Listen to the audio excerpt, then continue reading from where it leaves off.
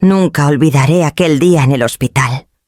El aire olía a desinfectante y a miedo, aunque en ese momento yo todavía no lo sabía.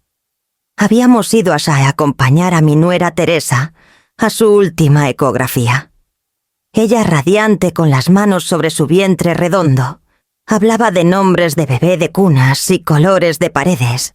Mi hijo Íñigo, con la ilusión pintada en la cara, no dejaba de mirarla como si el mundo entero se resumiera en esa barriga. Y yo, Almudena Lairana, de 72 años, pensaba que por fin la vida me regalaba algo dulce, después de décadas de trabajo y sacrificio. Me senté en la esquina de la sala observando cómo el doctor Cordero encendía la máquina. Era un hombre serio, de esos que nunca levantan la voz, con las manos firmes de quien ha visto miles de nacimientos. La pantalla se iluminó con sombras grises y el sonido rítmico del corazón del bebé llenó la habitación. Teresa sonrió orgullosa apretando la mano de Íñigo. Pero entonces ocurrió. Una mueca de desconcierto se dibujó en el rostro del médico. Frunció el ceño, ajustó los controles, volvió a mirar la pantalla. Sus manos empezaron a temblar tan apenas perceptibles, pero yo lo noté. Soy mujer que ha pasado la vida leyendo gestos, descifrando silencios. Algo no estaba bien. Señora Teresa, dijo al fin con voz seca. Necesito hablar un momento con su esposo. Yo pensé que se refería a Íñigo, pero cuando lo vi apartar a mi hijo hacia el pasillo y escuché ese susurro que cambió, todo el mundo se me vino abajo. Divórciate ahora mismo. No hay tiempo. Las palabras del doctor fueron como un disparo. Sentí que la sangre se me helaba en las venas. Vi a Íñigo palidecer como si no hubiera comprendido. Yo me levanté de la silla tambaleándome y me acerqué. ¿Qué está diciendo, doctor?, pregunté apenas con un hilo de voz. El doctor Cordero respiró hondo. Me miró con esos ojos cansados de quien no quisiera dar malas noticias. Las fechas de gestación no coinciden, explicó con dureza. El bebé tiene 8 meses y medio. Y según el historial, su hijo Íñigo estuvo fuera del país 9 meses atrás. La sala se llenó de silencio. Teresa, que no había escuchado, seguía acariciando la pantalla preguntando si todo estaba bien. Yo apenas podía mantenerme en pie. Recordé que Íñigo había pasado todo febrero en Sevilla, dirigiendo un proyecto para la empresa. Él no pudo haber concebido a ese niño. Era imposible. Y entonces, el golpe final, doña Almudena, añadió el doctor, bajando aún más la voz. Yo mismo atendí a su esposo, don Julián, cuando vino a urgencias por una lesión de espalda. Exactamente en esas mismas fechas. El mundo se me nubló. Sentí que los años de matrimonio se me desmoronaban encima como un edificio en ruinas. Mi esposo, el hombre al que había entregado mi juventud, mis sueños y mis tierras, podía ser el padre de ese niño. Me sujeté al borde de la camilla para no caer. El corazón me latía tan fuerte que pensé que me iba a desmayar. Todo mi cuerpo temblaba, pero dentro de mí había una claridad helada. Las piezas encajaban las ausencias de Julián, las miradas esquivas, los silencios compartidos con Teresa. Me obligué a sonreír, a guardar silencio. Teresa no podía sospechar lo que acababa de escuchar. El doctor, con un gesto grave, me entregó un sobre con los datos clínicos. Lo apreté contra mi pecho como si fuese una sentencia. Íñigo balbuceó. «Mamá, esto no puede ser cierto». No supe qué responderle. Solo lo miré con los ojos enrojecidos. En ese instante, una certeza me atravesó como un rayo. Mi vida entera había sido una mentira cuidadosamente disfrazada. Mientras Teresa preguntaba cuándo podría volver a caminar tranquila, yo apenas podía contener el nudo en la garganta. Quise gritar, correr, exigir explicaciones, pero algo dentro de mí me detuvo. No era el momento. Había que esperar, observar, reunir fuerzas, porque comprendí que lo que estaba en juego no era solo la fidelidad de mi esposo ni la inocencia de mi nuera. Eran también mis tierras, mis casas, mis años de sacrificio. Todo ese patrimonio que yo había levantado con mis manos, Estaba ahora en peligro de caer en las garras de un plan que apenas empezaba a revelarse. Salí de la sala con paso lento tratando de no derrumbarme. Nadie lo notó, pero por dentro yo ya era otra. Y fue entonces cuando lo acepté con toda la crudeza. En un instante, 40 años de matrimonio se habían derrumbado. Después de salir del hospital esa mañana con el sobre clínico todavía ardiendo en mis manos, sentí que mi mente se desgarraba entre dos tiempos, el presente con su traición insoportable y el pasado con todas las decisiones que me habían traído hasta aquí. No pude evitar recordar cómo comenzó todo. Yo tenía apenas 22 años cuando conocí a Julián Lairana en Madrid. Era un hombre encantador, de esos que parecen tener todas las respuestas. Estudiaba ingeniería, trabajaba en proyectos que hablaban de modernidad y futuro. Me miraba con una seguridad que me hacía sentir que el mundo podía caber en un abrazo suyo. Yo, en cambio, era una muchacha soñadora que acababa de terminar la carrera de arquitectura. Quería diseñar edificios que contaran historias, levantar espacios donde la gente pudiera sentirse libre. Éramos jóvenes, estábamos enamorados y nos creíamos invencibles. Cuando me propuso viajar a México, donde decía que el futuro estaba naciendo, acepté sin pensarlo 2 veces. Mis padres, orgullosos pero preocupados, me advirtieron: Almudena, un amor te puede llevar muy lejos, pero también puede costarte todo lo que eres. Yo sonreí convencida de que con Julián nada podría salir mal. Al llegar a México, la realidad fue muy distinta en la que a la que me pintó. La ciudad era inmensa, ruidosa, y nosotros apenas 2 recién casados buscando un rincón en el mundo. Yo llevaba conmigo una herencia modesta pero sólida, terrenos que mi padre había comprado en Castilla, algunos títulos que al venderse nos dieron capital para empezar. Julián insistió en que lo mejor era invertirlo en propiedades aquí. Las mujeres no entienden de negocios, me decía con esa voz paternalista que al principio sonaba hecha broma. Déjame a mí manejar las cosas. Tú encárgate de la casa, de soñar con los hijos que tendremos. Y yo, ciega de amor, lo dejé hacer. Compramos primero un terreno en Puebla, después otro en Querétaro, y con los años un edificio pequeño en Polanco. Cada adquisición era un triunfo que celebrábamos con copas de vino barato y promesas de prosperidad. Pero poco a poco entendí que la magia no estaba en las palabras de Julián, sino en mi propio esfuerzo. Mientras él presumía en reuniones y se tomaba fotos con inversionistas, yo me encargaba de todo lo demás. Revisaba los contratos, vigilaba a los albañiles, llevaba las cuentas con una libreta que nunca soltaba. Aprendí a lidiar con notarios, con arrendatarios morosos, con proveedores que intentaban aprovecharse. Mi vida se convirtió en un reloj despiadado: levantarme al alba, preparar el desayuno, correr a supervisar las obras, regresar para cocinar y limpiar, y luego de madrugada cuadrar números con una calculadora que parecía mi segunda piel. Y sin embargo, para todos los demás, el gran empresario era Julián. Él era el hombre que levantó un imperio familiar. Nadie veía que yo era la sombra silenciosa que sostenía cada ladrillo de ese imperio.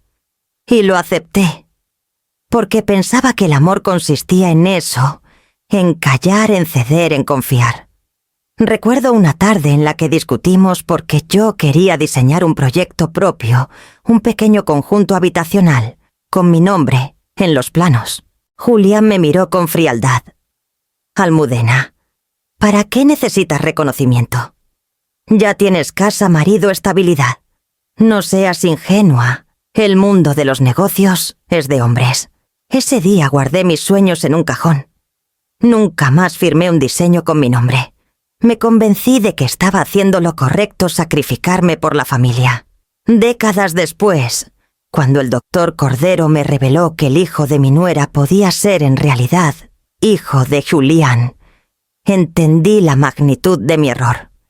Había entregado mi vida entera, mis talentos, mis años más fértiles a un hombre que ni siquiera supo valorar la lealtad más básica. La ironía es brutal. Yo, que había llevado cada cuenta y guardado cada recibo, terminé convertida en la esposa del empresario exitoso. Él posaba, yo hacía el trabajo.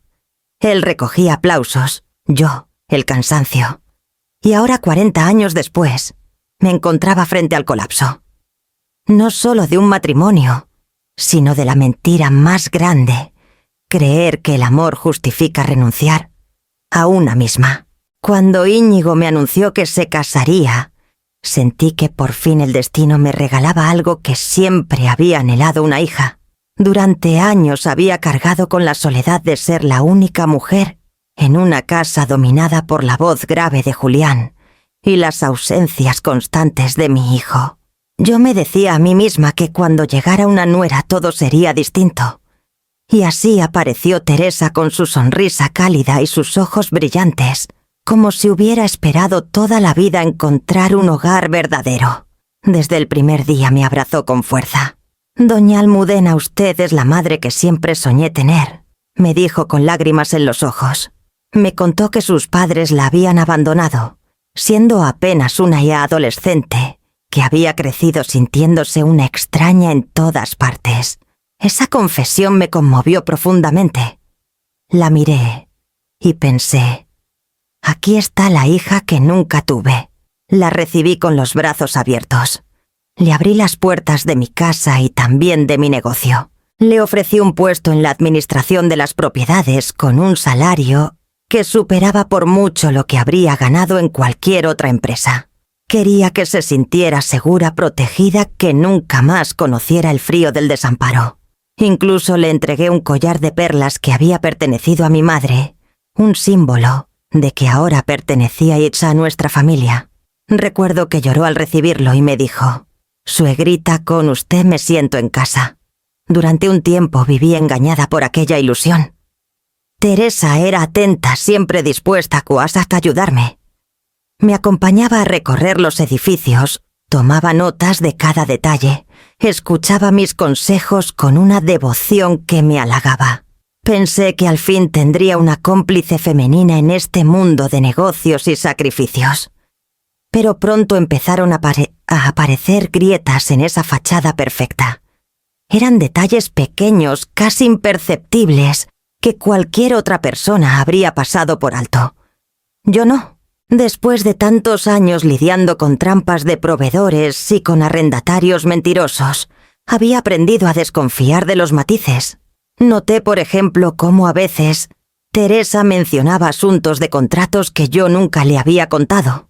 Un día habló con naturalidad de un retraso en los pagos de un inquilino en Polanco. Me quedé helada. Esa información la había recibido yo esa misma mañana, en una llamada privada, y no se lo había dicho a nadie. Cuando le pregunté cómo lo sabía, se sonrojó y murmuró, «Ay, suegrita, lo debo haber escuchado de pasada, ya sabe. Con el embarazo tengo la cabeza en las nubes». Sonrió nerviosa, pero en sus ojos había algo que no me convencía. También empecé a notar miradas que me incomodaban. En las cenas familiares, cuando yo servía los platos, sorprendía a Teresa y a Julián, cruzando gestos cómplices. No eran las miradas inocentes de un suegro orgulloso y su nuera agradecida. Había una chispa distinta, un lenguaje silencioso que se me clavaba como aguja en el corazón. Me repetía que eran imaginaciones mías, que estaba exagerando, que Teresa me quería como a una madre. Pero la duda ya se había sembrado. Recuerdo especialmente una tarde en la que Teresa entró en mi despacho con un cuaderno en la mano. Me dijo que quería aprender más sobre las finanzas familiares, que así podría ayudar mejor a Íñigo. Me pidió acceso a ciertos documentos que yo siempre había guardado con recelo. Al principio Pius me emocioné por su interés, pero después, al verla insistir con tanta vehemencia, sentí un escalofrío. Esa avidez no era de una hija, era de alguien que calculaba. Me dolía desconfiar de ella porque había puesto en sus manos mi cariño más íntimo. Sin embargo, las señales estaban ahí creciendo como grietas en un muro que amenaza con venirse abajo. Hoy, cuando repaso esos recuerdos, me doy cuenta de que las primeras alarmas habían sonado mucho antes de la revelación del hospital. Solo que yo, cegada por el anhelo de tener una hija, decidí ignorarlas. Pensé que el amor podía borrar las sombras. Pero no sabía que esas sombras ya estaban extendiéndose silenciosas sobre mi casa, sobre mi hijo, sobre todo lo que había construido. Y así, poco a poco, la hija que nunca tuve empezó a convertirse en la mujer que me arrebataría todo. Los meses siguientes a la llegada de Teresa a nuestra familia fueron un desfile de pequeñas señales que, vistas a la distancia, eran gritos disfrazados. Pero entonces yo todavía me negaba a aceptar lo evidente. Mi vida entera había sido entrenada para justificar a los hombres, para callar lo que dolía y seguir adelante como si nada. Todo comenzó con los recibos. Una mañana, mientras revisaba los estados de cuenta de la empresa familiar, encontré un cargo en un restaurante de lujo, en Polanco, 3.500 pesos por una cena para 2. Julián siempre había sido tacaño hasta la mezquindad, capaz de regatear el precio de una fruta en el mercado. Jamás gastaba tanto, ni siquiera en nuestros aniversarios. Cuando lo confronté, sonrió con condescendencia. Era con un cliente japonés Almudena. No exageres. Estos gastos se recuperan con contratos. Intenté creerle. Quise pensar que tal vez, después de tantos años, al fin se estaba moviendo en círculos más altos. Pero mi instinto me gritaba otra cosa. Después vinieron los trajes nuevos, las corbatas de seda, el perfume caro. Yo lo conocía demasiado bien. Julián nunca compraba nada sin sacarme en cara el gasto. Ahora llegaba oliendo a especias orientales y diciendo que eran regalos de cortesía de socios extranjeros. ¿Desde cuándo los socios regalaban perfumes? Las excusas empezaron a multiplicarse.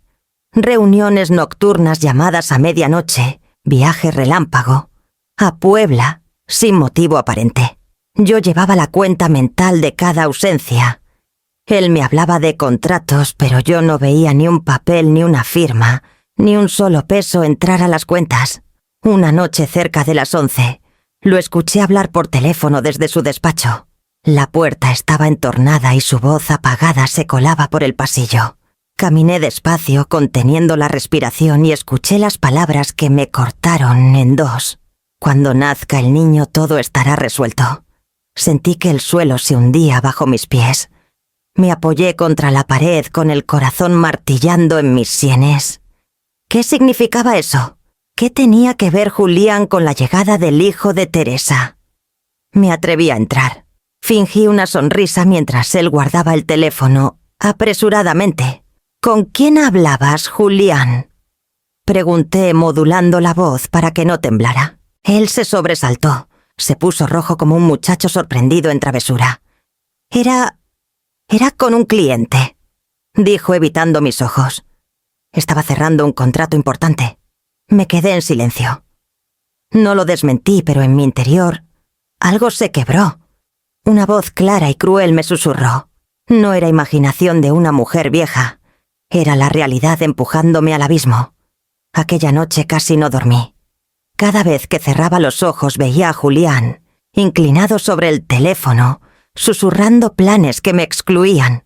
Recordé los recibos, las miradas cómplices con Teresa, las frases sueltas que no encajaban. El rompecabezas empezaba a tomar forma y la imagen era terrible. Durante los días siguientes intenté observar sin ser vista.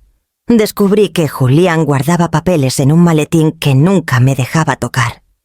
Empecé a revisar sus bolsillos en silencio como una ladrona en mi propia casa. Encontré facturas de joyerías, de hoteles, de cenas que jamás compartimos. Cada papel era un clavo más en el ataúd de mis ilusiones. Lo más doloroso fue la indiferencia.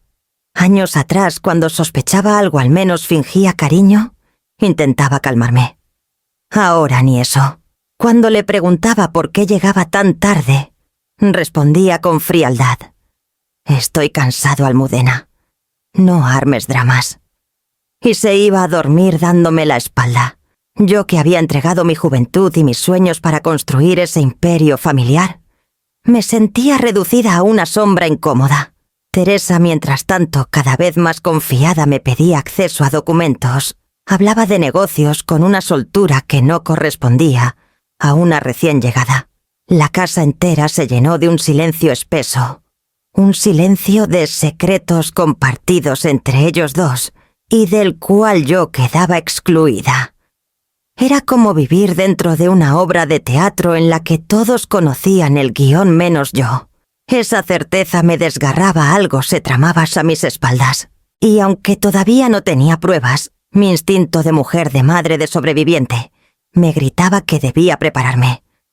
Porque lo que se avecinaba no era una tormenta pasajera, era un huracán dispuesto a arrasar con todo lo que yo había levantado en 40 años. Baby shower. Quise que el baby shower de Teresa fuera perfecto. No porque me sobrara el entusiasmo, sino porque aún me aferrabas a la ilusión de que todo aquello podía ser una pesadilla pasajera. Me dije que si yo ponía todo de mi parte, si organizaba una fiesta hermosa y mostraba alegría, quizá los rumores de mi corazón se disiparían. Decoré el jardín con flores blancas y globos azules. Contraté un servicio de banquete.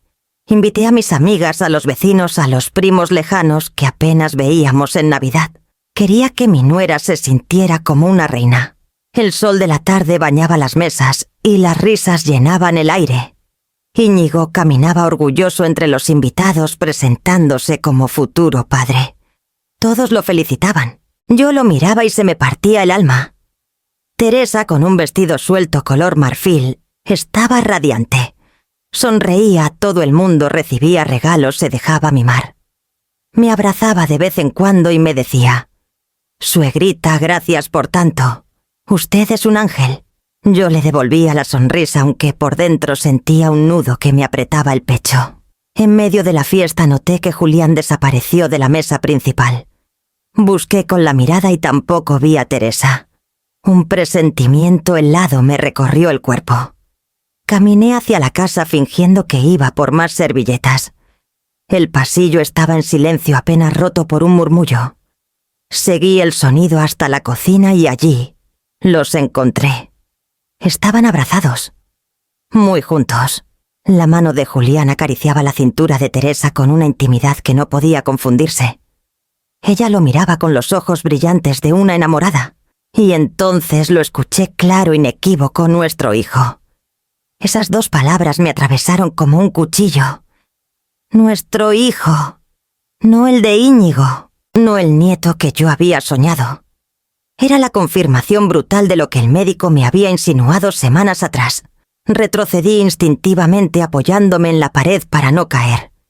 Quise gritar, irrumpir, arrancarles la máscara frente a todos. Pero algo me contuvo. Una voz fría y calculadora dentro de mí me ordenó: «No todavía. La venganza necesita pruebas». Me quedé un instante más oculta viendo cómo se separaban rápidamente al escuchar pasos. Teresa se secó una lágrima y fingió reír. Julián acomodó su camisa y salió con la bandeja de bocadillos en la mano como si nada. Yo regresé al jardín por otra puerta respirando hondo, para que nadie notara mi temblor. El resto de la fiesta fue un suplicio. Cada risa me sonaba hueca, cada felicitación era un aguijón. Teresa recibía regalos con sonrisas fingidas. Julián hacía chistes con los invitados, e Íñigo, mi pobre hijo, posaba orgulloso para las fotos, sin sospechar nada. Yo aplaudía como un autómata, pero mis ojos ya no veían globos ni flores, solo la traición que me rodeaba. Cuando terminó la celebración y los últimos invitados se despidieron, me quedé un momento sola en el jardín vacío. Las luces de colores seguían colgadas, moviéndose con el viento. Cerré los ojos y repetí en silencio: «No voy a dejar que me destruyan. Si creen que soy una vieja ingenua, van a descubrir de qué soy capaz». Esa noche en la soledad de mi cuarto comprendí que la línea estaba trazada. Julián y Teresa habían cruzado un límite del que ya no podían regresar. Yo no sabía aún cómo, pero juré que conseguiría pruebas. No bastaba con sospechas ni con palabras escuchadas a medias. Necesitaba documentos, fotos, registros que los condenaran sin remedio. Me miré al espejo y vi mis canas, mis arrugas mis ojos cansados. Pero también vi algo nuevo, una firmeza que no recordaba haber tenido desde mis 20 y tantos, cuando me atreví a dejar mi tierra natal para construir una vida en México. Esa mujer valiente seguía viva en mí. El baby shower, que debía ser un canto de alegría, se convirtió en mi despertar. Entendí que el juego no era de familia, era de poder. Y si había algo que yo había aprendido en 40 años de negocios y sacrificios, era que quien controla las pruebas, controla el destino. Salí al balcón y respiré profundo. La noche estaba oscura, pero dentro de mí había una claridad helada. No confrontaría todavía, porque la venganza bien preparada no es un arrebato. Es un plan. Esa noche no regresé a casa. El eco de aquellas 2 palabras, nuestro hijo, seguía martillando en mi cabeza como un tambor de guerra. Caminé sin rumbo por las calles iluminadas de la ciudad hasta que el instinto me llevó a Coyoacán. Allí, en una casona antigua convertida en hotel boutique, pedí una habitación como quien pide un escondite. Cuando cerré la puerta detrás de mí, las fuerzas se me agotaron. Me desplomé en la cama y lloré como no lo había hecho en 40 años. Lloré por la ingenuidad perdida por mi hijo, engañado por la mujer que alguna vez fui y que había sepultado bajo toneladas de deberes y silencios. El llanto me quemaba la garganta, pero en medio de la tormenta, algo en mí empezó a enfriarse.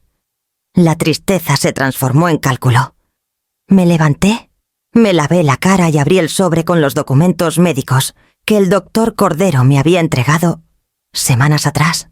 Ahí estaba la verdad fría, imposible de negar.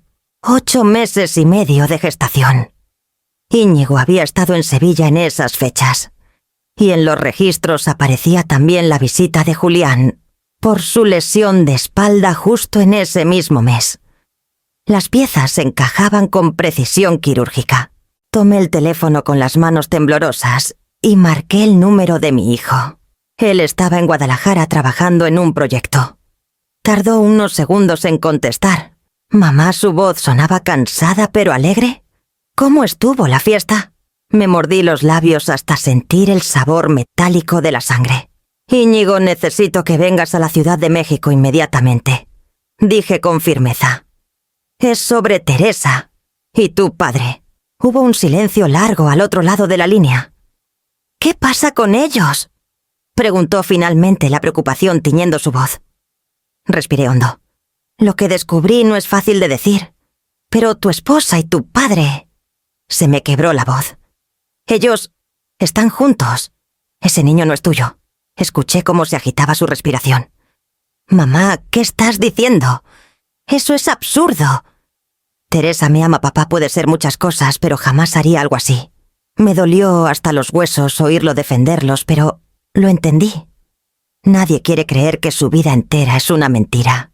Hijo, yo tampoco quería verlo, pero tengo pruebas. El doctor Cordero me lo dijo en el hospital.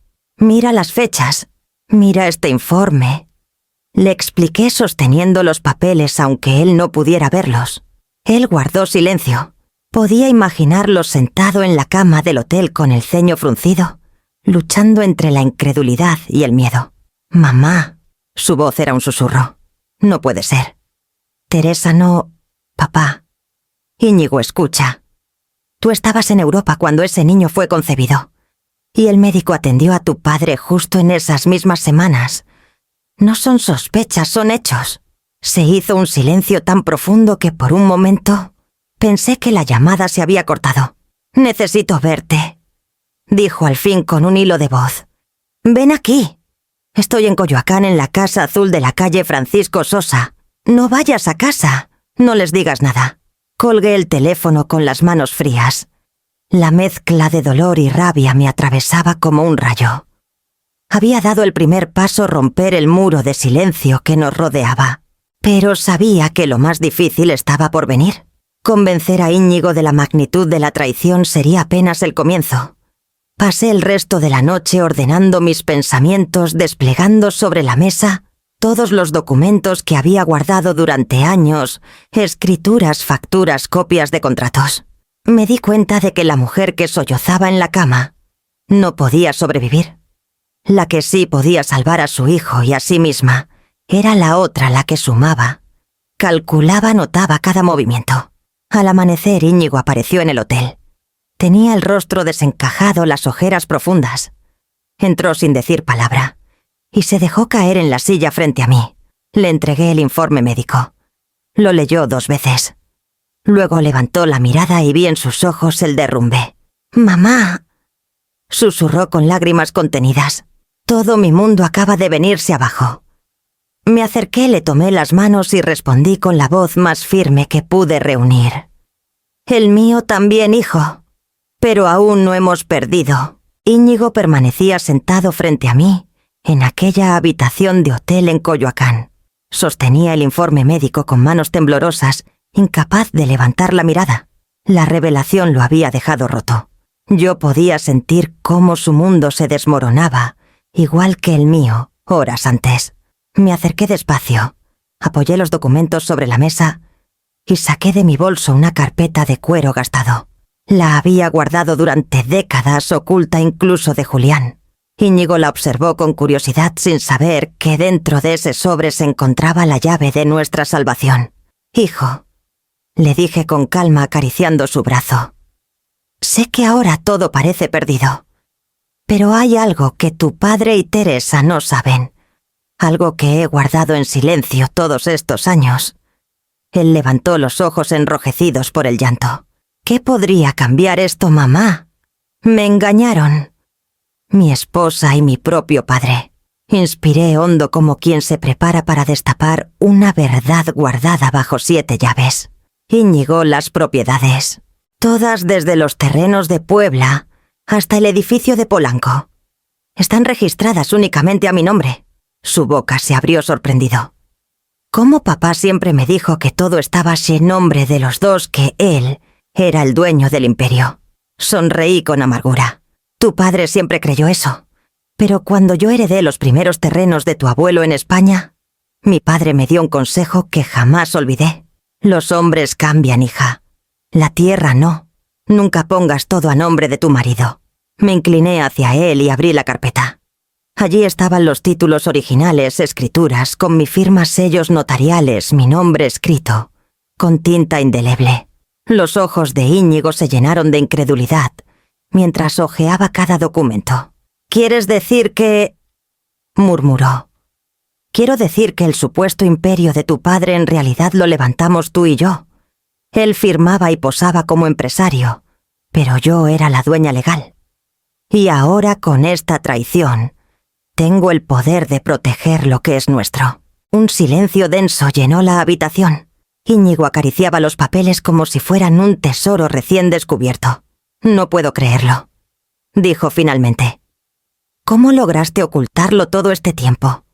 Saqué otro sobre, esta vez más pequeño, cerrado con un sello de cera. Lo coloqué frente a él, porque no me limité a las escrituras. Durante años he ido guardando un fondo oculto, rentas de propiedades, intereses, de inversiones menores. Todo separado, todo en efectivo. Nadie lo sabía, ni siquiera tu padre. Lo abrí con calma mostrándole los resguardos bancarios. Son 2,5 millones de pesos, suficientes para empezar de nuevo si fuera necesario. Los ojos de mi hijo se abrieron como platos. «Mamá», dijo incrédulo, «toda mi vida pensé que papá tenía el control de todo, que sin él no tendríamos nada. Ese era el engaño más grande». Respondí con firmeza. Julián se encargó de que todos lo vieran como el pilar de esta familia, pero en realidad yo era la columna que lo sostenía. Y ahora, Íñigo, es hora de usar esa verdad en nuestro favor. Él se pasó las manos por el rostro como si tratara de despertar de una pesadilla. Luego me miró con una mezcla de orgullo y alivio. «Entonces, no estamos derrotados». No respondí apretando su mano. «Todavía tenemos poder.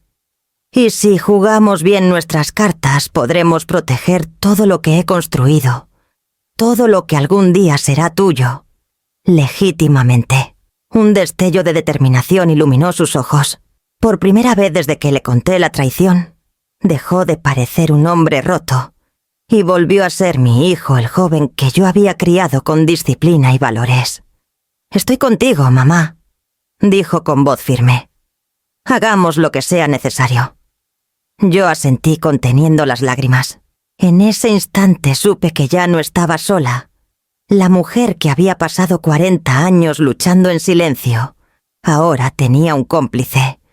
Y juntos, madre e hijo, empezaríamos a diseñar el plan que cambiaría nuestro destino para siempre. La mañana después de aquella conversación en el hotel, cuando le mostré a Íñigo los títulos y el fondo oculto, comprendimos que no había marcha atrás. Él me miró con determinación renovada y dijo algo que me llenó de fuerza. «Mamá, no podemos huir. Tenemos que regresar y fingir que nada pasa. Si sospechan que sabemos la verdad, se cuidarán más». Su plan era arriesgado, pero tenía razón. El enemigo más peligroso es el que no sabe que ya lo descubriste. Así que esa misma tarde volvimos a casa. Crucé la puerta con una sonrisa ensayada como si fuera la misma mujer de siempre. Teresa me abrazó con dulzura fingida y Julián me besó la frente con gesto paternal. Si no hubiera sabido la verdad, habría creído en esa farsa. Pero ahora cada palabra, cada mirada, me confirmaba el teatro que representaban. Íñigo también se sumó a la representación. Durante la cena habló de trabajo, preguntó por los avances de la obra en Querétaro. Sonrió a Teresa como si aún la amara. Nadie hubiera sospechado que en su interior hervía la rabia. Esa noche, mientras recogíamos la mesa, me susurró al oído: «Debemos pedir una prueba de paternidad, pero no como sospecha, sino como requisito legal para asegurar la herencia». Lo miré sorprendida. Era una jugada brillante. Teresa no podría negarse sin levantar dudas, y Julián, al intentar protegerla, se delataría. «Hazlo con naturalidad», le aconsejé. «Diles que es un trámite que la abuela quiere que todo quede en orden». Asintió con firmeza. Por primera vez desde que supo la verdad, vi en él no al hijo herido, sino al hombre dispuesto a luchar por lo suyo. Sin embargo, sabíamos que no bastaba con insinuaciones. Necesitábamos pruebas irrefutables, documentos, imágenes, registros, que destrozaran cualquier excusa. Fue en Tosify entonces, cuando entró en escena el hombre que se convertiría en nuestro aliado más inesperado. Íñigo lo contactó a través de un antiguo compañero de universidad. Se llamaba Martín Galvis, español de unos 50 años con pasado en la Guardia Civil y una mirada que parecía haberlo visto todo. Llevaba casi una década en México trabajando como detective privado. Nos reunimos en un café discreto de la colonia Roma. Aquel hombre tenía una presencia sobria sin adornos. Traje sencillo, voz grave, modales secos. Se sentó frente a nosotros, escuchó sin interrumpir mientras le relatábamos los hechos. Cuando terminamos, dejó el café sobre el platillo y habló por primera vez. «Señora Lairana», me dijo con un respeto que no recordaba haber escuchado en boca de un hombre desde hacía mucho. «Lo que describe no es un engaño común. Es una traición planificada. Y una traición así deja rastros». Sacó una libreta y empezó a hacer preguntas precisas, horarios, nombres de hoteles, movimientos financieros. Cada detalle era anotado con letra pequeña y ordenada. «Prepárese, señora», advirtió al final mirándome fijamente. «Lo que vamos a encontrar puede doler más que la sospecha». Sentí un escalofrío recorrerme la espalda. No porque dudara, sino porque sabía que una vez vistas las pruebas, ya no habría espacio para la negación. Martín aceptó el encargo con la eficiencia de un soldado. Nos explicó que necesitaría 2 semanas para vigilar, seguir y documentar. Prometió entregarnos fotos, informes, movimientos de dinero. Evidencia imposible de refutar, lo llamó. Cuando salimos del café, Íñigo caminaba en silencio. Lo tomé del brazo y le dije con voz firme: «Hijo, recuerda la venganza. No se improvisa, se prepara». Él asintió con los labios apretados. En nuestros ojos ya no había lágrimas, sino fuego.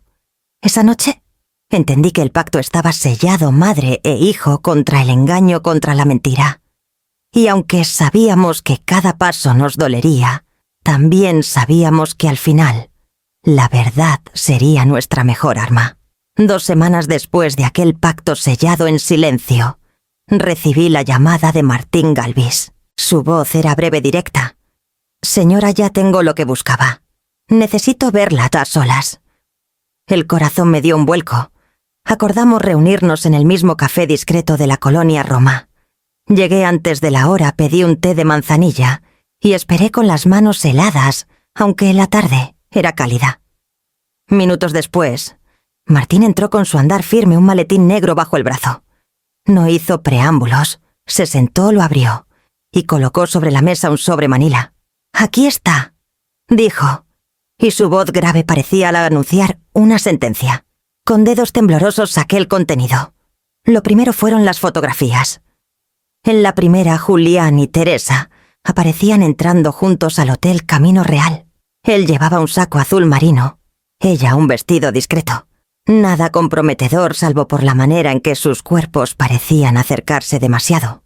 Pasé la página y la siguiente imagen me cortó la respiración. Estaban en la entrada de la suite 2047, besándose con la pasión de amantes que no temen ser vistos. Sentí que el aire se escapaba de mis pulmones. Me aferré al borde de la mesa para no desmoronarme.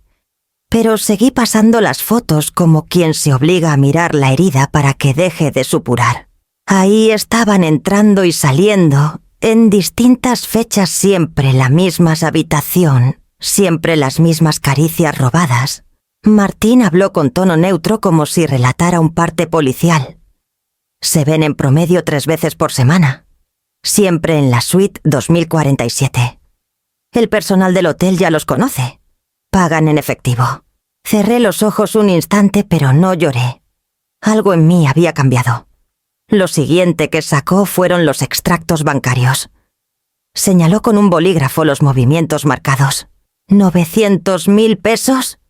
Dijo, transferidos en pequeñas cantidades desde las cuentas de operación de las propiedades a una nueva cuenta abierta a nombre de una sociedad fantasma. Quien tiene acceso: Julián y Teresa. Leí los números, las fechas, los montos. Recordé cada peso ganado con madrugadas de trabajo, con discusiones con notarios, con facturas revisadas hasta la madrugada. Ver ese dinero convertido en la base de su vida secreta me provocó un dolor agudo, pero también una furia helada. No solo me traicionaron en la cama, murmuré, también me robaron en la mesa. Martín asintió. Su expresión no mostraba sorpresa. Pareciera haber visto esas historias 1 y 1000 veces. Pero entonces sacó un último documento arrugado con manchas de tinta. «Esto lo encontré en la basura de la suite», explicó. «Reconocerá la letra». Lo desplegué y leí despacio, como si cada palabra fuera un latigazo. «Mi amor, ya falta poco para que seamos libres. Cuando la vieja firme, nuestra vida empieza. Estoy cansada de fingir que la quiero. Es tan ingenua que cree todo lo que decimos». La letra era inconfundible, la de Teresa. Por un instante sentí que me faltaba el aire. Me ardieron los ojos, pero no derramé una sola lágrima. Era como si mi cuerpo entero se hubiera endurecido. Vi mi reflejo en el vidrio de la ventana. No era la misma mujer que había entrado a ese café. Levanté la vista y miré a Martín directamente a los ojos. «Gracias», le dije con voz firme. «Esto duele más de lo que imaginé. Pero también me libera». Él asintió, guardando sus papeles con disciplina. «Ahora tiene lo que necesita. No hay duda posible». Me quedé unos segundos en silencio, mirando aquel sobre con fotos, cuentas y cartas. Era la radiografía de mi desgracia, pero también el mapa de mi salvación. Ya no había lugar para las excusas ni para el autoengaño. Julián y Teresa habían firmado su propia condena. Me puse de pie y respiré hondo. Por primera vez en mucho tiempo, sentí que las lágrimas se habían secado del todo. «Ya no soy víctima», murmuré para mí misma con un hilo de voz que sonaba a sentencia. «Ahora soy juez». Salí del café con el maletín en la mano y una certeza clavada en el pecho: la guerra había comenzado. Y esta vez yo tenía las armas. Volver a casa con el sobre de pruebas guardado en mi bolso fue como entrar en un escenario donde todos representábamos un papel. Yo la esposa confiada. Íñigo el hijo obediente. Julián y Teresa los actores principales de una obra vulgar disfrazada de vida familiar. Cada mañana me levantaba temprano como siempre para preparar el desayuno. Ponía café, huevos, al gusto pan tostado. Sonreía con la naturalidad de quien no guarda secretos, aunque en mi interior las imágenes de la suite 2047 ardieran como brasas. Los observaba mientras hablaban, mientras compartían miradas rápidas, mientras discutían sobre reorganizar las finanzas, con esa voz de complicidad que creían invisible. Almudena, decía Julián con tono de autoridad, deberíamos ir pensando en simplificar la administración. Tal vez transferir algunas propiedades a nombre de Íñigo y Teresa. Eso facilitaría todo cuando llegue el bebé. Yo asentía con calma sirviéndole más café como si no supiera que ya había desviado casi 1 millón de pesos para su vida secreta. Claro, Julián, lo que tú creas conveniente, respondía con voz serena mientras por dentro pensaba, qué conveniente. Pero demasiado tarde. Teresa, cada vez más confiada, se atrevía incluso a sugerir cosas frente a mí. Una tarde, mientras acomodaba ropita de bebé en la sala, me miró con esa sonrisa dulce que tanto engañaba a los demás y dijo, suegrita, cuando nazca el niño, creo que Íñigo y yo deberíamos mudarnos a otra casa. Ya sabes, este hogar es muy pequeño para una familia que está creciendo. Y ustedes también merecen tranquilidad. La miré en silencio. Esa frase que pretendía sonar inocente escondía toda la estrategia: apartar a mi hijo y quedarse más cerca de Julián. Creía que yo seguiría siendo la suegra ingenua que les regalaba collares de perlas. Claro, hija, le contesté suavemente, cuando llegue el momento, lo veremos. No podía permitir que notaran un atisbo de sospecha. El teatro debía continuar. Por dentro, sin embargo, empecé a trazar el escenario de la confrontación final. Cada palabra suya me daba más claridad sobre cómo y cuándo debía llegar el golpe. Martín me había enseñado que la mejor venganza no era un estallido de furia, sino una construcción meticulosa, con pruebas, con estrategia. Así que observaba y anotaba mentalmente cada detalle: las llamadas a escondidas, las excusas mal tejidas de Julián, los gestos nerviosos de Teresa, cuando Íñigo insinuaba temas de herencia. Yo escuchaba en silencio, sonriendo como si nada, pero por dentro contaba los días. Íñigo se había convertido en mi mejor cómplice. Hacía preguntas calculadas durante las comidas, hablaba de contratos y testamentos, como si fueran simples charlas de sobremesa. Y cada vez que lo veía sonreír a su esposa fingiendo ternura, sabía que jugaba el mismo papel que yo, el del hijo que aparentaba ceguera para desenmascarar en el momento exacto. Las noches eran lo más difícil.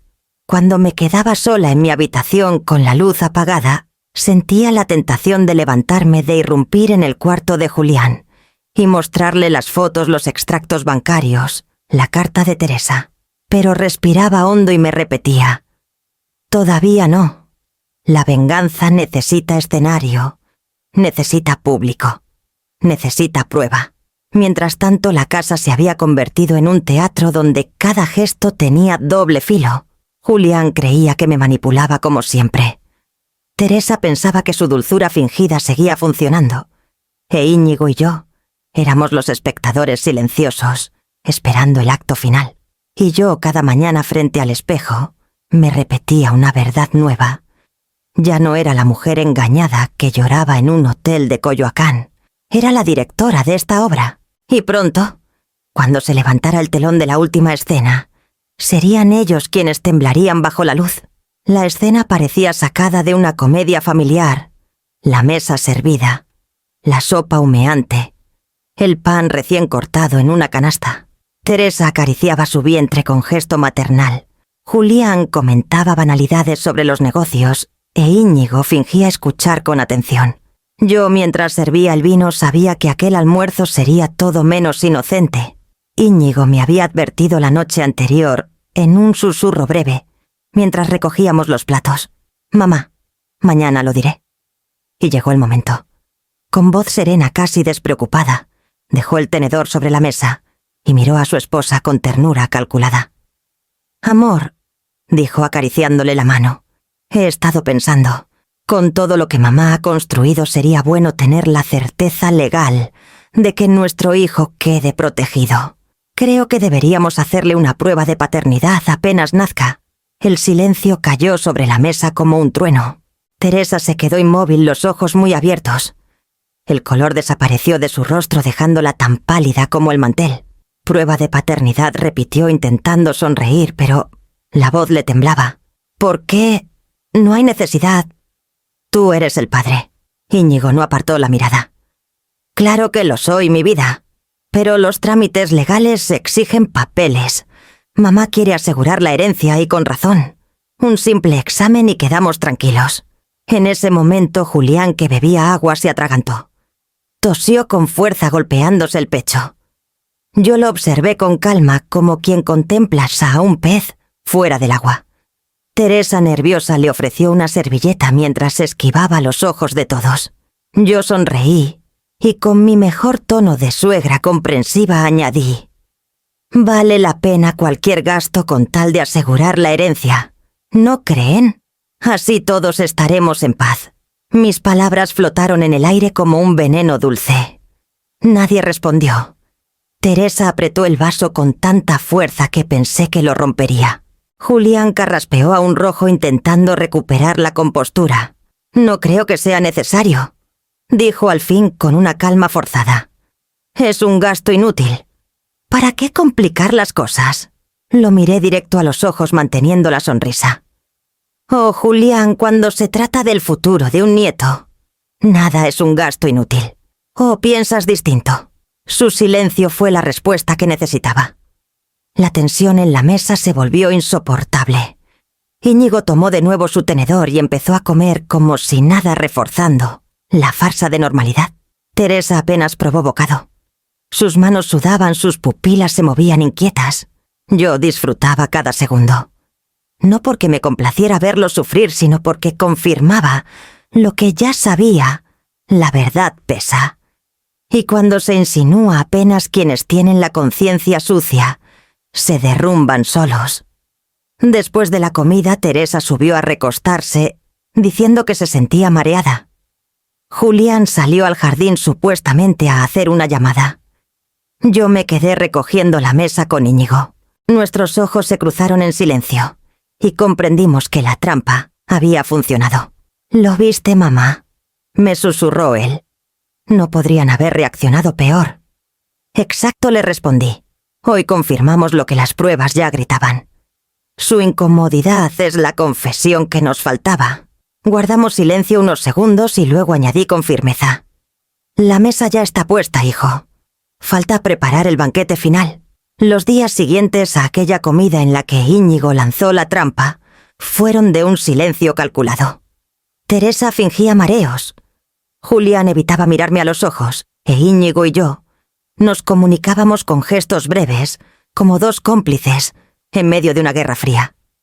Pero lo más importante ocurrió en una oficina discreta en la colonia Roma, donde Martín Galvis desplegó ante mí todo el arsenal que había reunido.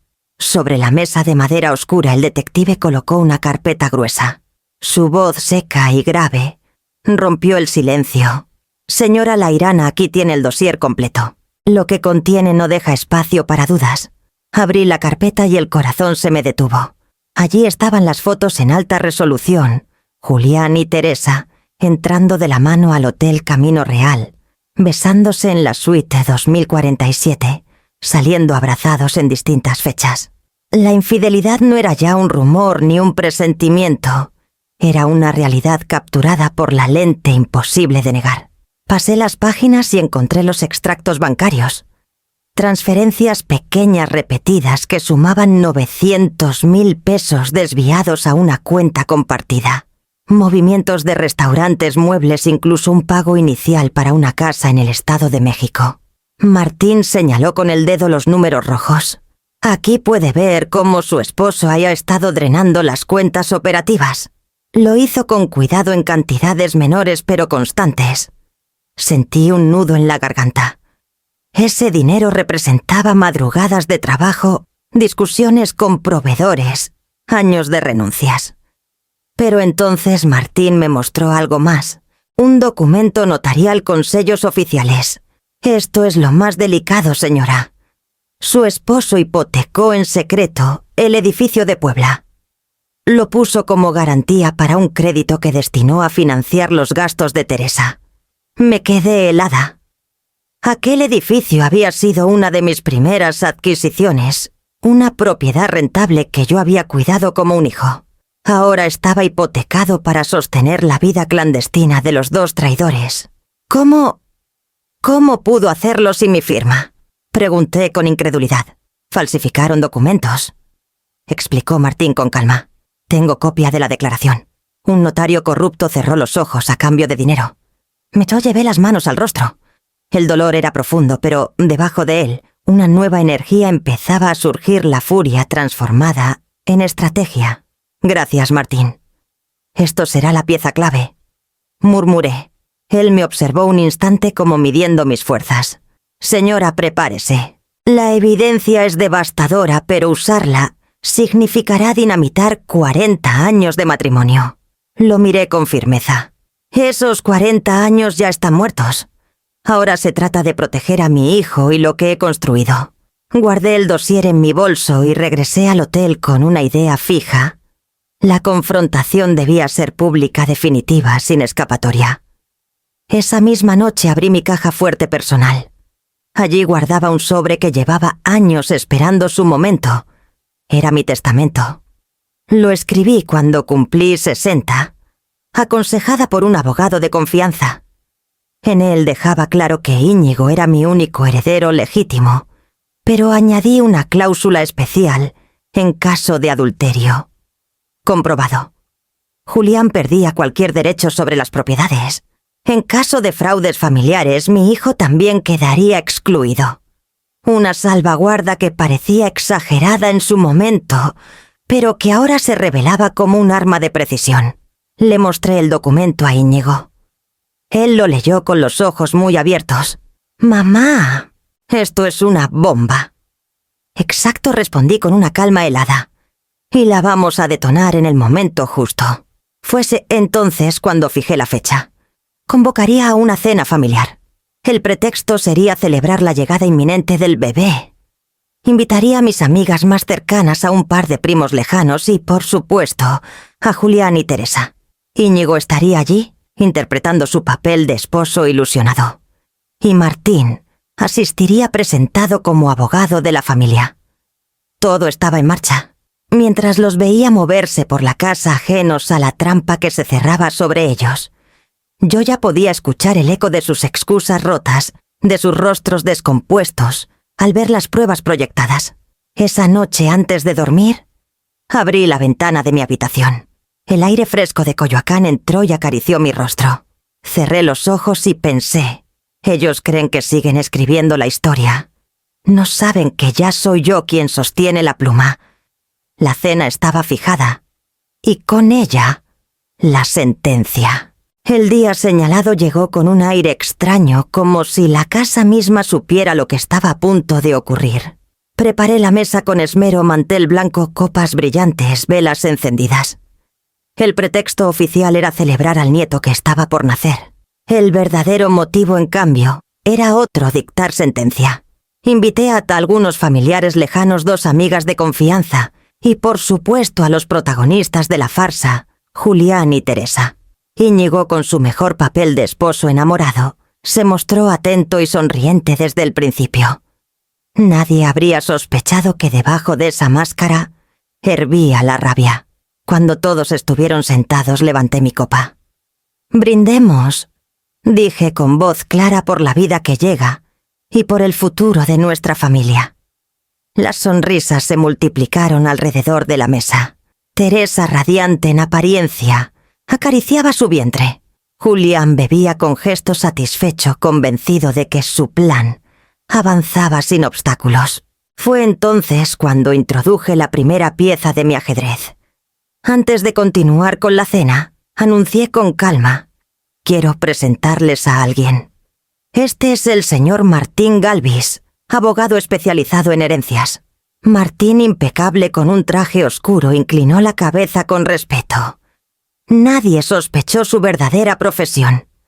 He considerado prudente continué ordenar los papeles de mi patrimonio para asegurar que el futuro de mi nieto quede protegido. Teresa me dedicó una sonrisa nerviosa. Julián apretó la servilleta entre sus dedos. La cena siguió unos minutos entre charlas triviales. Entonces, con una serenidad que solo yo conocía, señalé la pantalla de televisión del salón. Martín, ¿podría mostrarnos los documentos que ha preparado? El detective encendió su laptop y proyectó la primera imagen: Julián y Teresa entrando al Hotel Camino Real. Un murmullo recorrió la mesa. «¿Qué es esto?», exclamó Teresa fingiendo sorpresa. Avanzó a la siguiente fotografía, los dos besándose frente a la suite 2047. Las copas tintinearon al chocar contra la mesa cuando alguien soltó la mano de los cubiertos. «¡Basta!», rugió Julián poniéndose de pie. «Esto es una invasión de mi vida privada». «¿Privada?», pregunté con calma helada. Cuando esa vida privada se paga con el dinero de esta familia, deja de ser privada. Martín desplegó entonces los extractos bancarios. Cifras, transferencias, nombres de cuentas. 900.000 pesos desviados. «Aquí están los movimientos», explicó con voz firme. Pequeñas cantidades durante meses destinadas a una cuenta compartida por Teresa y Julián. Los invitados guardaron silencio absoluto. Solo se escuchaba la respiración entrecortada de Teresa. «Eso no prueba nada», gritó Julián. «Es dinero para inversiones, tú lo sabes, Almudena». Yo asentí con ironía. «Claro, inversiones en hoteles y cenas románticas». El golpe final llegó con la carta arrugada que Martín desplegó en pantalla. Reconocí la caligrafía de Teresa y la leí en voz alta despacio para que cada palabra calara como veneno. «Mi amor, ya falta poco para que seamos libres. Cuando la vieja firme nuestra vida empieza. Estoy cansada de fingir que la quiero. Es tan ingenua que cree todo lo que decimos». Teresa rompió a llorar, cubriéndose el rostro. Los murmullos estallaron entre los invitados. Íñigo, interpretando su papel, golpeó la mesa con el puño. «¿Qué significa esto, Teresa?» «Papá, explíquenme, su actuación fue perfecta. Nadie hubiera dicho que él ya conocía la verdad». Julián intentó acercarse a mí con las manos extendidas. «Almudena, escúchame. Esto no es lo que parece». Lo detuve con una mirada. «Lo que parece es exactamente lo que es». Entonces saqué el sobre que había guardado durante años, mi testamento. Lo coloqué sobre la mesa y lo abrí con calma. «Quiero leerles un documento», anuncié, y todos callaron. «Este es mi testamento redactado hace más de una década. En él nombro a mi único hijo, Íñigo Lairana, como heredero de todas mis propiedades». Teresa levantó la cabeza aún llorando. Julián apretó los puños. «Pero hay más», continué. «Incluí una cláusula especial en caso de adulterio comprobado. Mi esposo pierde todo derecho a los bienes. Y en caso de fraude mi nuera queda automáticamente excluida». Guardé silencio un instante para que la revelación calara. Así que Julián y Teresa no solo han perdido mi confianza, han perdido absolutamente todo. El salón se convirtió en un campo de batalla. Teresa sollozaba histéricamente. Julián gritaba jurando que todo era un montaje. Mis amigas me miraban con asombro, algunos familiares murmuraban frases de incredulidad. Íñigo, con lágrimas contenidas, me tomó la mano bajo la mesa. Yo me puse de pie. Mi voz se elevó por encima del caos. 40 años me tomó levantar este patrimonio. 40 años de trabajo, de sacrificios, de fidelidad. Y ustedes quisieron destruirlo, con mentiras. Pero yo no soy una víctima. Soy la dueña de esta mesa, de estas casas, de estas tierras. Y hoy delante de todos les digo, se acabó. El silencio volvió pesado definitivo. Teresa se desplomó en la silla vencida. Julián me miró con odio y desesperación. Yo respiré hondo y sentí por primera vez en décadas el peso de la libertad. Aquella cena no solo había cambiado la historia de mi familia, había cambiado la mía para siempre. El eco de la cena aún flotaba en las paredes cuando apagué la pantalla y guardé los documentos en el maletín de Martín. Nadie se atrevía a moverse. Teresa lloraba sin consuelo con la cara enterrada en las manos, y Julián permanecía de pie rojo de furia, con la respiración agitada como un toro enjaulado. Me levanté despacio. El sonido de mis tacones sobre el suelo retumbó como martillazos. Me acerqué a ellos uno frente al otro y con la serenidad de quien ya no tiene miedo, pronuncié mi veredicto. Julián Lairana, dije con voz firme. Tienes 48 horas para sacar tus cosas de mi casa. Ni un minuto más. Él abrió la boca para protestar, pero levanté la mano en el aire. No has entendido todavía. Todo lo que está aquí es mío. Las propiedades, las escrituras, cada ladrillo.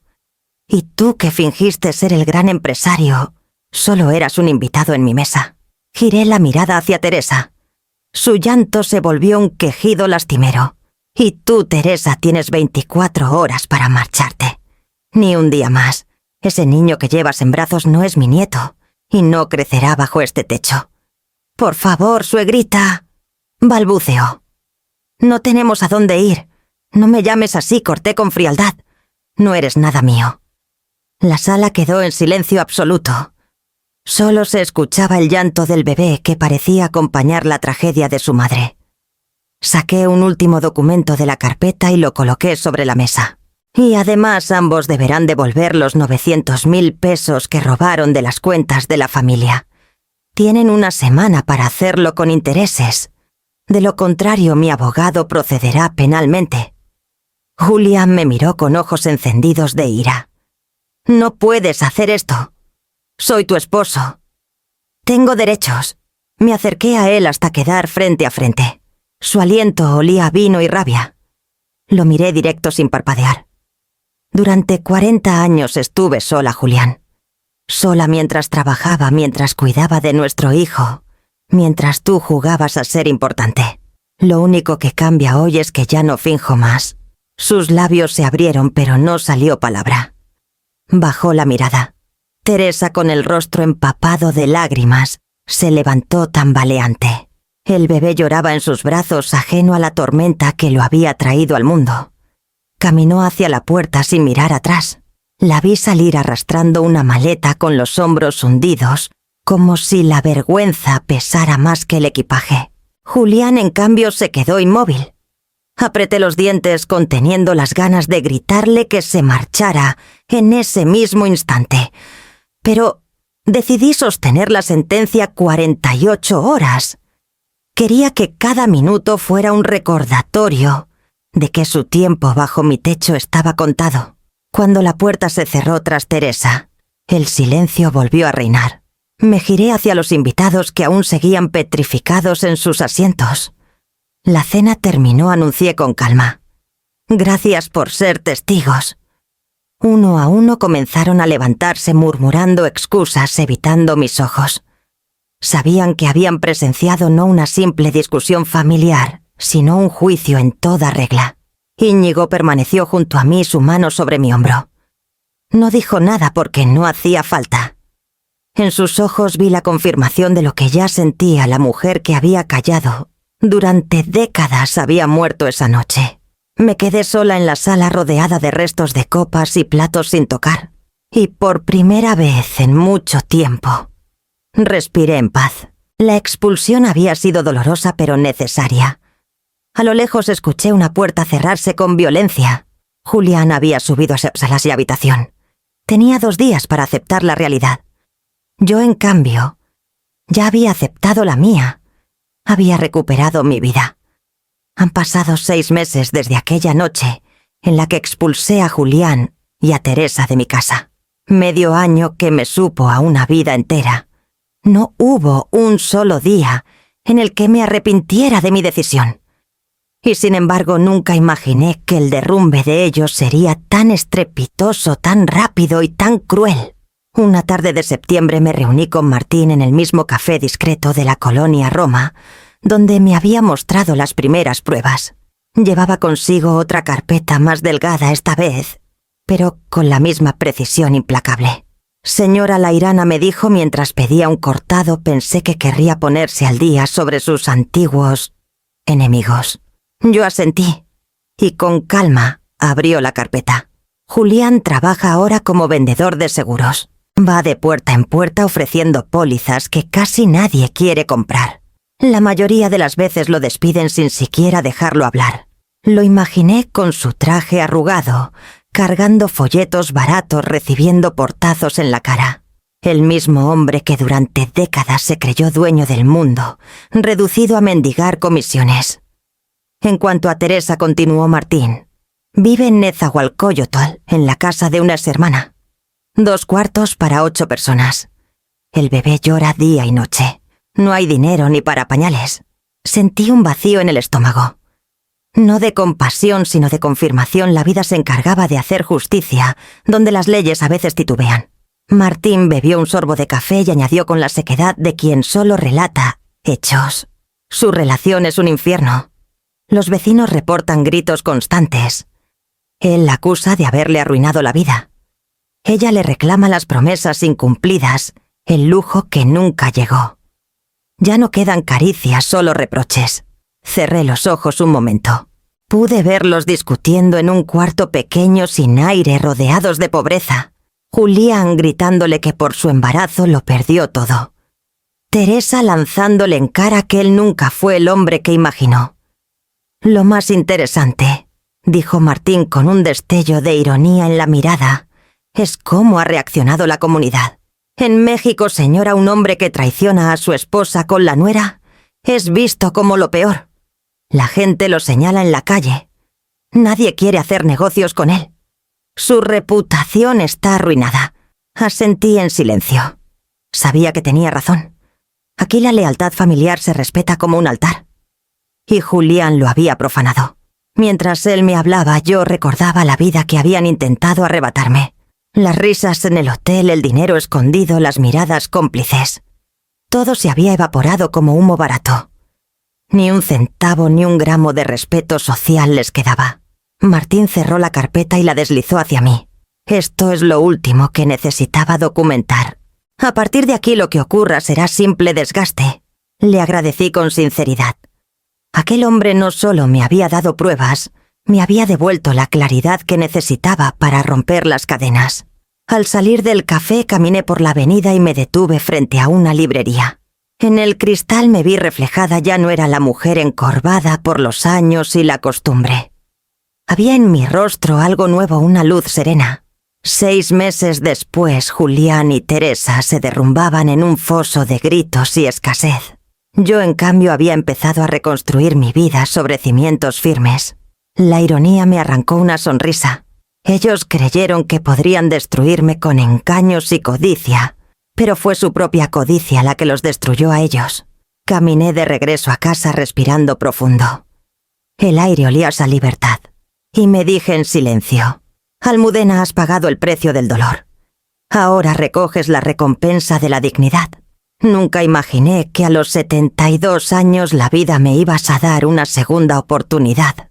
Creía que mis días de lucha y de proyectos ya habían quedado atrás, que solo me restaba administrar lo construido y esperar con paciencia la vejez. Me equivoqué. Fue justamente en esta edad cuando descubrí lo que era renacer. Después de la tormenta, Íñigo y yo nos aferramos el uno al otro como compañeros de trinchera. La herida de la traición aún nos dolía, pero la necesidad de levantarnos fue más fuerte. Así nació Lairana en Hijo Administración de Propiedades, una empresa familiar que llevaba por fin el nombre correcto, el nuestro.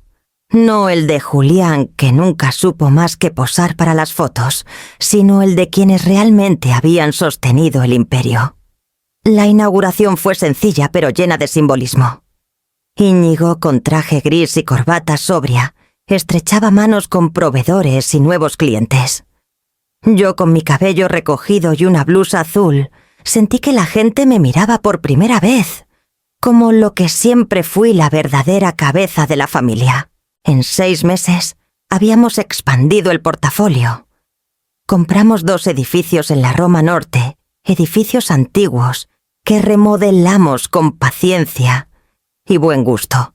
Al verlos terminados con sus balcones restaurados y los patios llenos de plantas, sentí la misma emoción que cuando de joven diseñaba planos en Madrid. Pero mi renacer no se limitó a los negocios. Por primera vez en 40 años me dediqué a mí misma. Me inscribí en clases de yoga en un pequeño estudio de Coyoacán. Al principio me sentía ridícula intentando mantener el equilibrio sobre la esterilla, mientras otras mujeres más jóvenes se doblaban como juncos. Pero con cada respiración, aprendí a soltar el peso de los recuerdos. Descubrí que mi cuerpo, aunque marcado por los años, todavía era capaz de sostenerme. También empecé a viajar. Fui a Oaxaca a recorrer mercados de artesanías a Guanajuato, a perderme en sus callejones de colores, y regresé a España después de décadas para caminar de nuevo por las calles de Madrid. En cada sitio recogía flores postales, recuerdos simples, que llenaban mi alma más que cualquier joya. Mi jardín se convirtió en mi refugio. Planté bugambilias, jazmines y lavandas. Cada mañana salía con un sombrero de paja y pasaba horas quitando hierba, regando, acomodando macetas.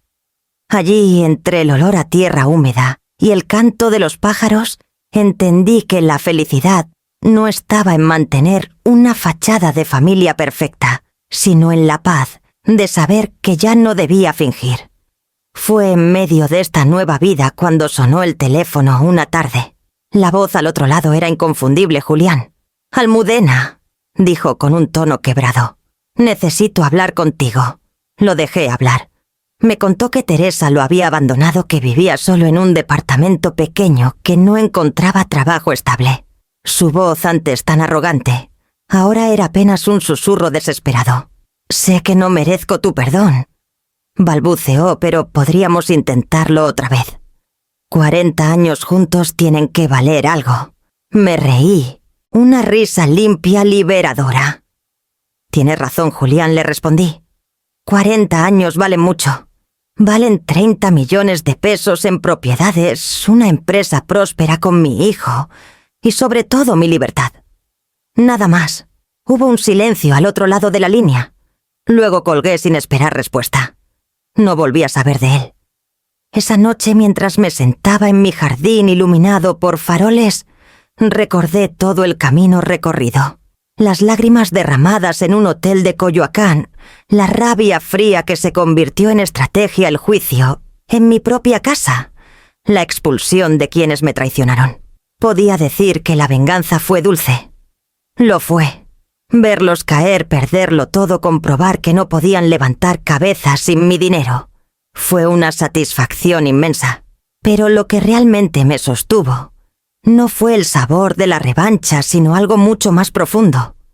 La libertad de volver a respirar sin miedo, de mirarme al espejo y reconocerme, de decidir sobre mi vida sin cadenas ni farsas. La libertad de saber que mis días, los que me queden, me pertenecen solo a mí. Apagué las luces del jardín y me recosté bajo el cielo estrellado. Sonreí en silencio y murmuré para mí misma. La venganza fue dulce, pero la libertad fue eterna.